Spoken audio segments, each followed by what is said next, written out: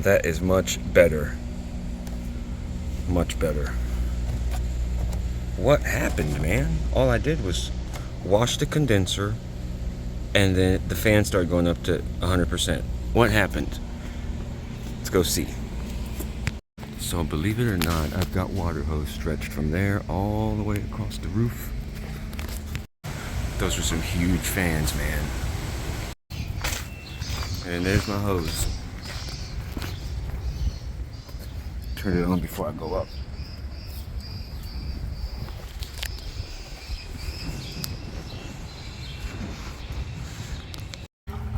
So you just open and pops right up. That long water hose. Okay, so here we are again.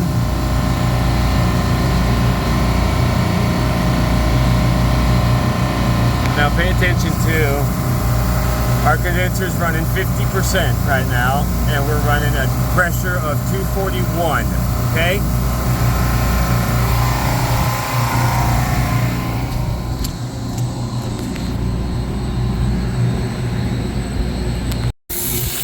Possibly the strangest and most coolest thing I've seen all year.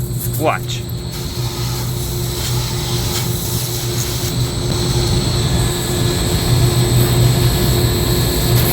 And listen.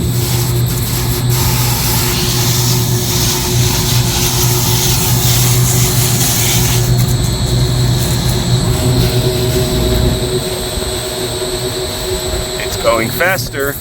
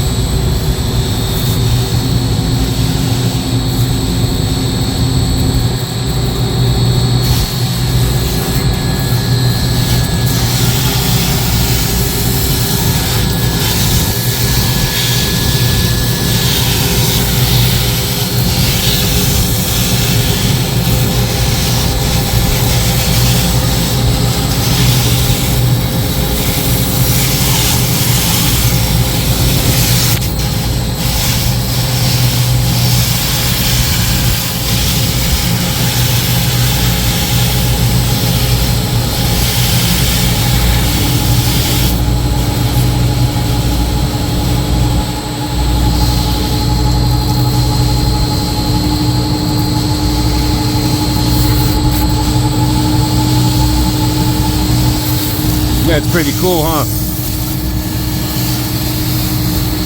Don't see that every day.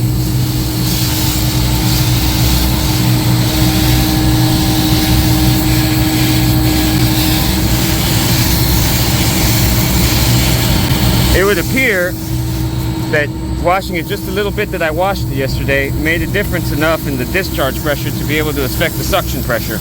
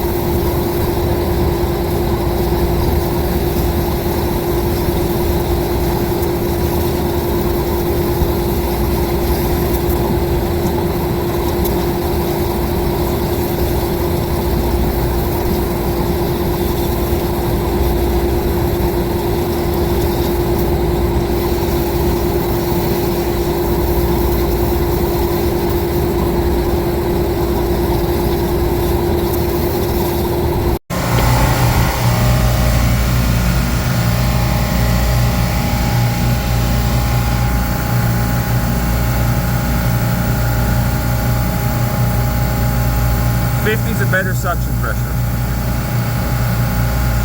Now we're at 217 pressure at 100%. What kind of sense does that make? Now what you got to do is get it wet, okay? You get it all wet and you let it sit for a second. And then when you come back to the spot that you've already gotten wet,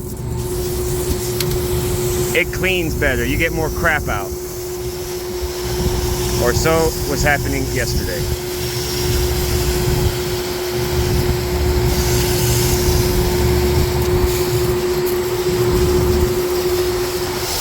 I guess the dirt has to break up a little bit. Get it wet, it can do that. I guess. Look how much crap comes out now. Look how dark it is.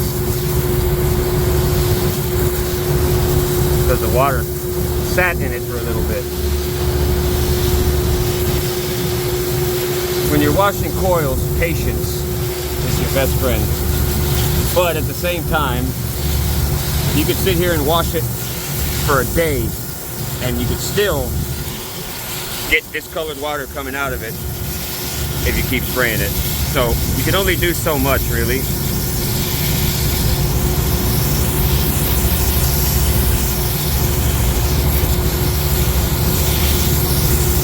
I don't think you can ever wash one of these to the point of getting clean water out unless you use a chemical, and none of these big stores want to use chemicals.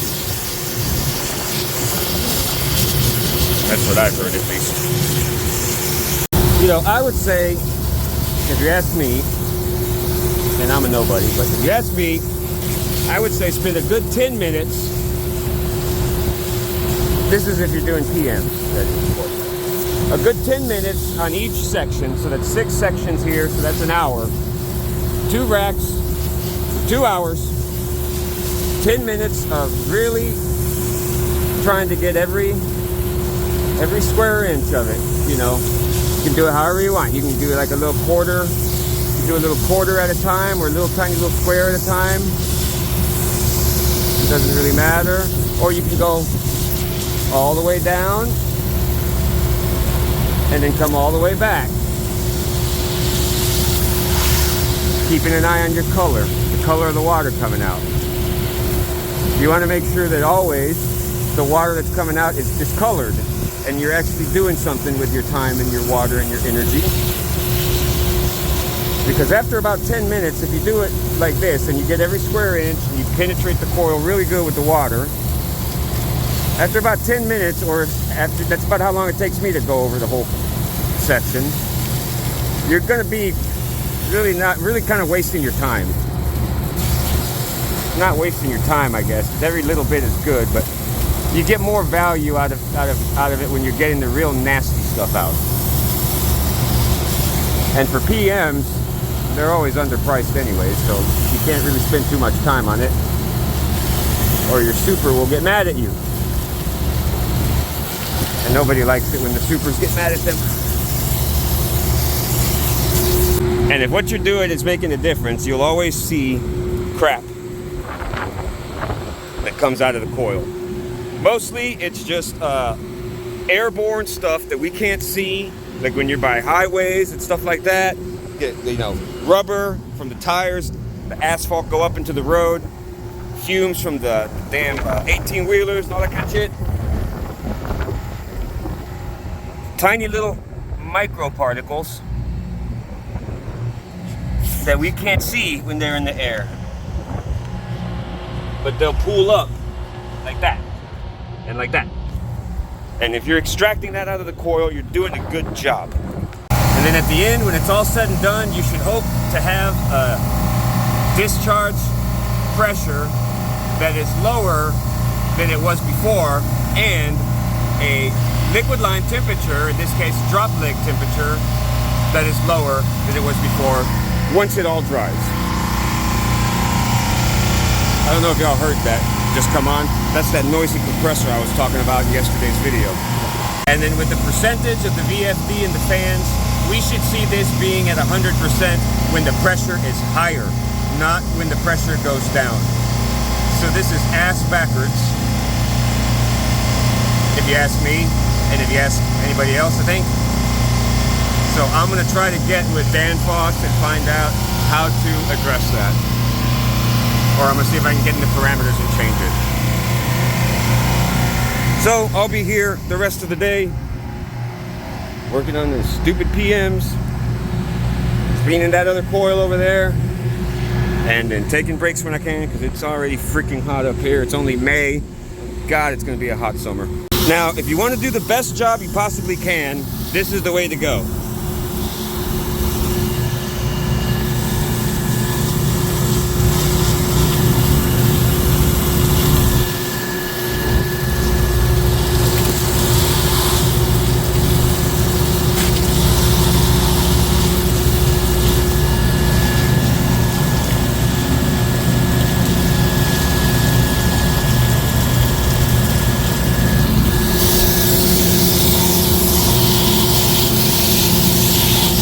Just make sure you turn your fan motor off, of course. Just don't shock yourself in the process of trying to turn it off, because that would defeat the whole purpose. Not only that, but touching 480 volts, a conductor with 480 volts that has any kind of current going through it will kill you, especially if your feet are wet.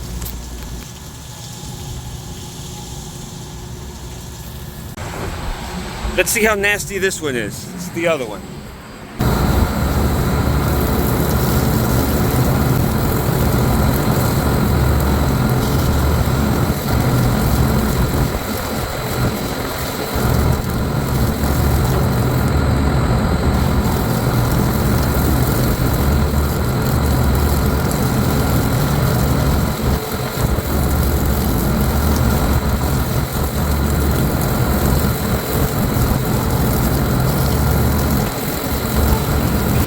That one's pretty bad, you guys. But still, again, follow the 10-minute and don't waste your time and get more value out of it. You can move on to the other sections and get all of the major filth out of them and do a much better job than you would do if you spend an hour on one surface, or on one section, I mean.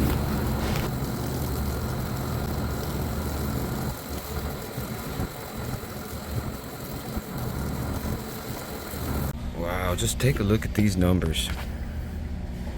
This time yesterday, look, we were alarming real bad on all of them. Not today though. That's amazing. Just some lower liquid line temperatures can do.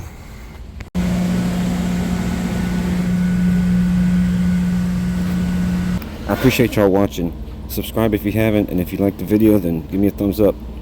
I appreciate it.